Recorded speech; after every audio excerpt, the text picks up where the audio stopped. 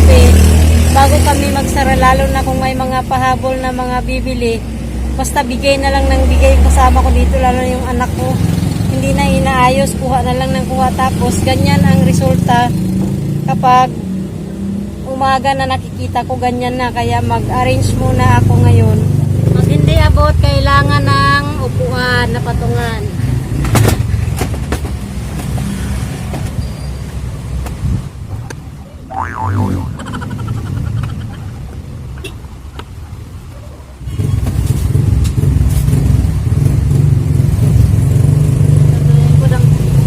Lagayin ko ng mga noodles guys, kasi para hindi kainin ng mga bubuwit. Kaya safe siya kasi may takip.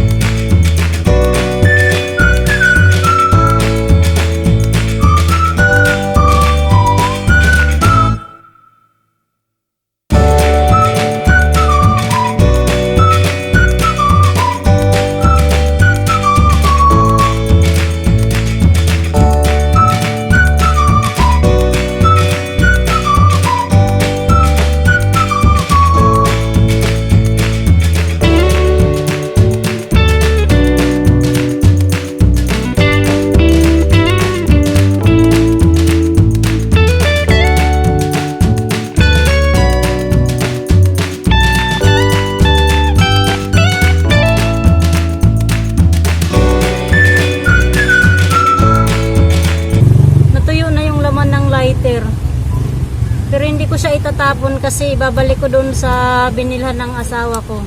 Minsan kasi pinapalitan nila. Kaya papalitan namin yan uli doon kasi wala na nga siya, natuyo na, sayang din yan. 10 piso isa, so 30 pesos din yan. Alam mo yung lagayan ko ng sabon, pag anak ko ang maglagay ganyan siya kagulo. Basta tatambak lang niya dyan ng tambak, hindi inaayos. Kaya yun ang ginagawa ko pag wala akong ginagawa. Ito yung papalipas oras ko din, minsan nag-arrange ng mga stocks.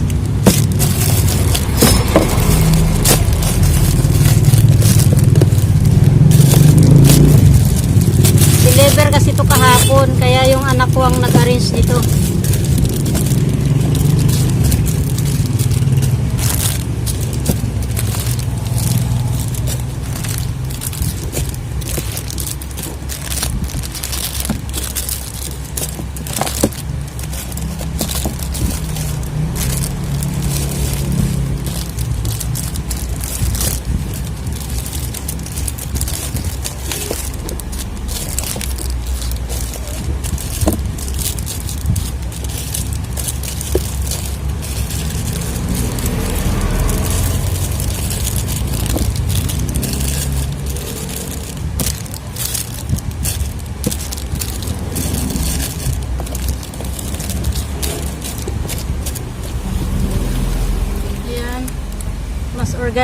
Mas organized na tingnan.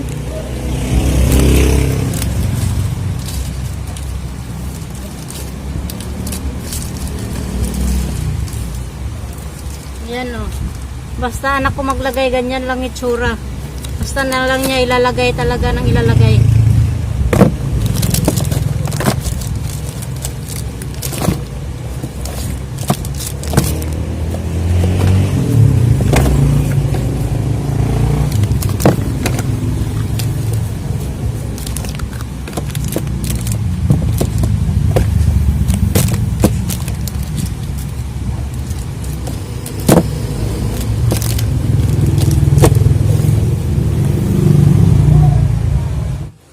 Yung sabon ko.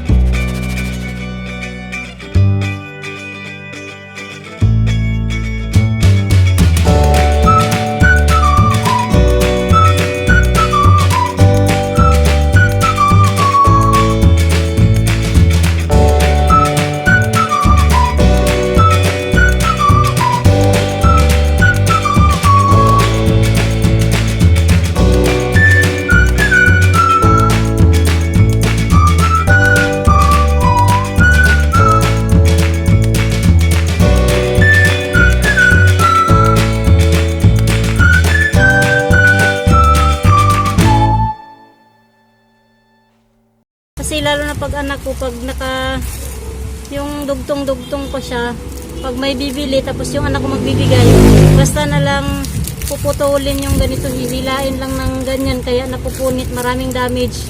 Kaya pinutol ko na siya ng ganito, para walang damage. Mas mabilis pag may bibili, dampot na lang ng dampot.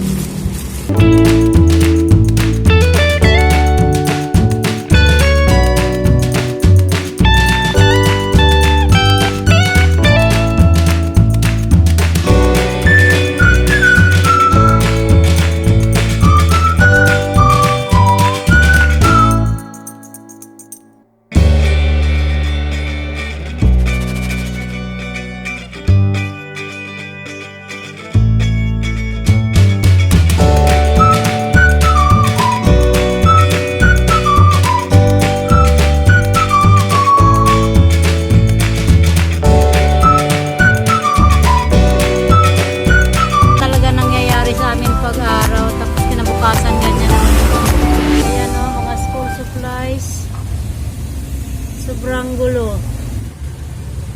Para maiayos natin to, kailangan nating tanggalin muna lahat para ma-organize.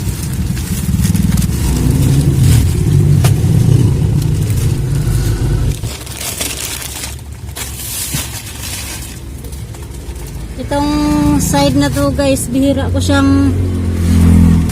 lang talaga siyang ma-arrange kasi nga simula nung nag-lockdown tayo, hindi siya mabili masyado, kaya nakatambay lang siya dyan, hindi ko rin siya napapansin masyado.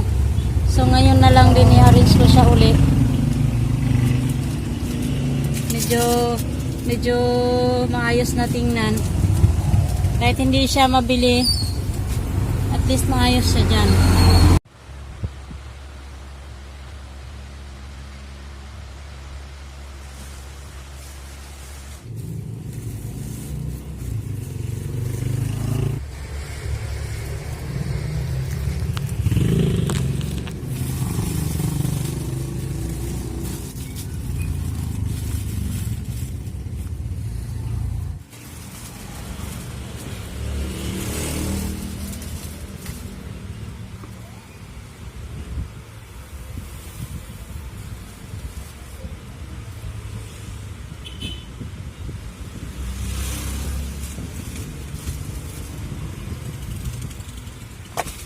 Nang natapos ko kasi yung iba hindi pa dumating kasi yung hinte, kaya hindi ko pa siya nagawa.